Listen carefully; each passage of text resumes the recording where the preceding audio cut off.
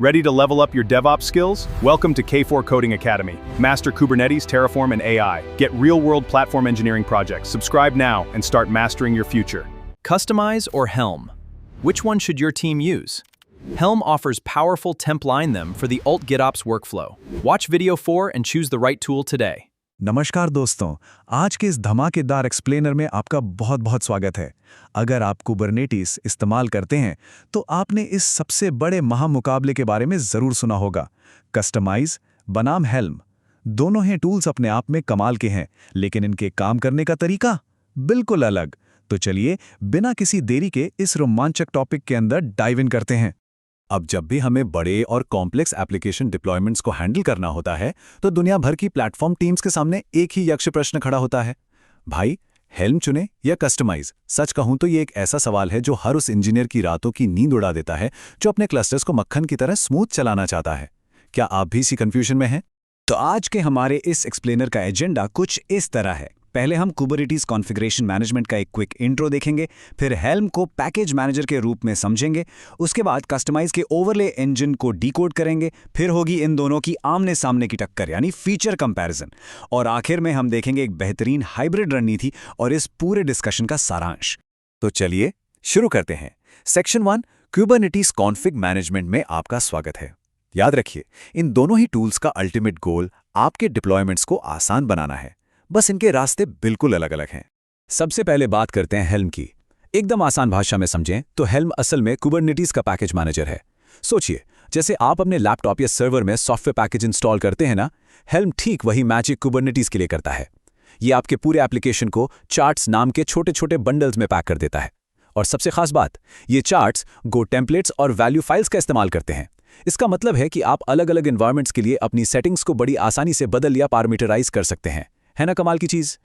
अब दूसरी तरफ नजर डालते हैं हमारे कस्टमाइज पर। ये भाई साहब पूरी तरह से एक टेम्पलेट मुक्त यानी टेम्पलेट फ्री डिक्लेरेटिव इंजन है। और सबसे बड़ी सहूलियत यह है कि कस्टमाइज को सीधा क्यूबकटल के अंदर ही नेटिव रूप से इंटीग्रेट किया गया है।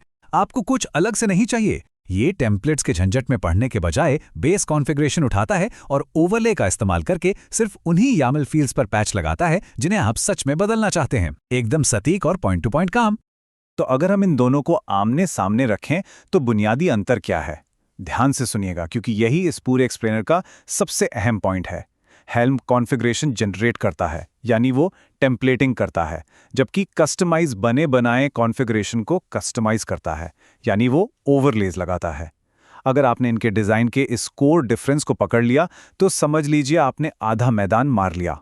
चलिए आगे बढ़ते हैं सेक्शन 2 की तरफ, हेल्म द पैकेज मैनेजर। आइए जरा गहराई में गोता लगाते हैं कि आखिर बड़ी बड़ी कंपनियां अपने कॉम्प्लेक्स सिस्टम्स के लिए हेल्म पर इतना आंख मूंद कर भरोसा क्यों करती हैं? हेल्म की खूबियों की लिस्ट काफी लंबी है। इसका सबसे बड़ा गेम चेंजर है इसका विशाल इकोसिस्टम।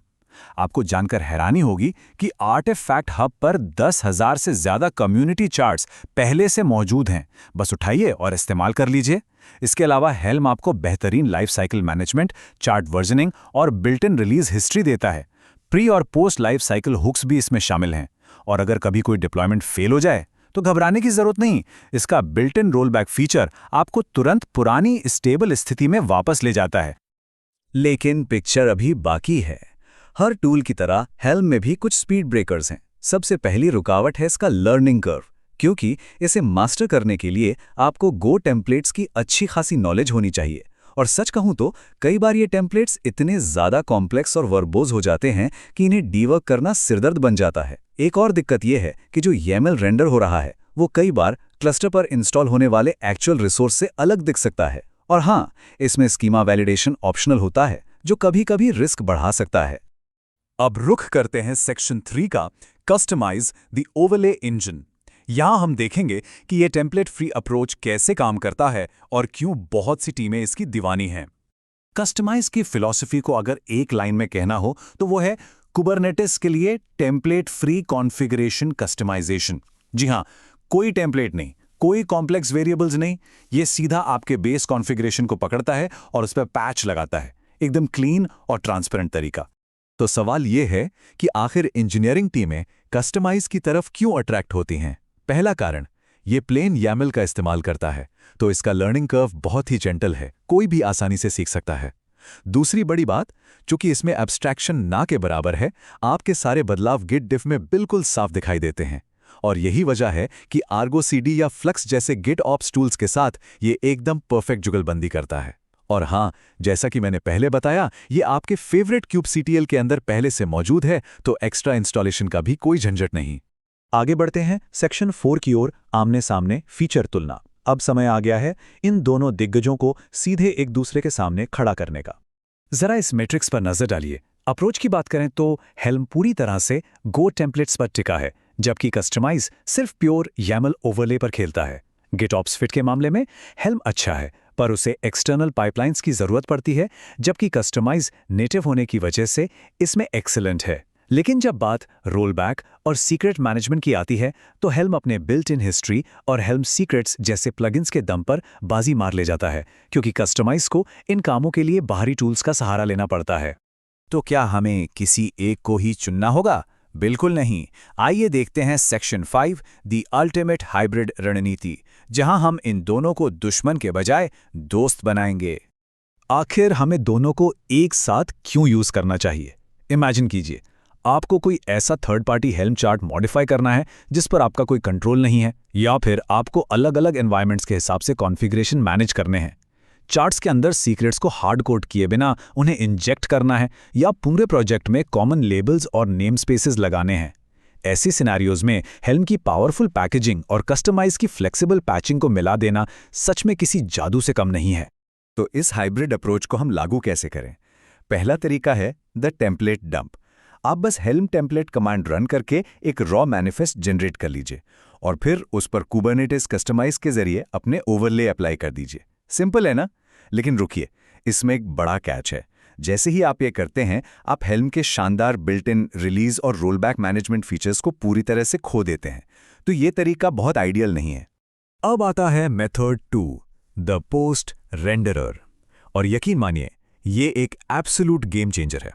आपको बस इतना करना है कि हेल्म इंस्टॉल चलाते समय एक कस्टम पोस्ट रेंडरर फ्लैग का इस्तेमाल करना है।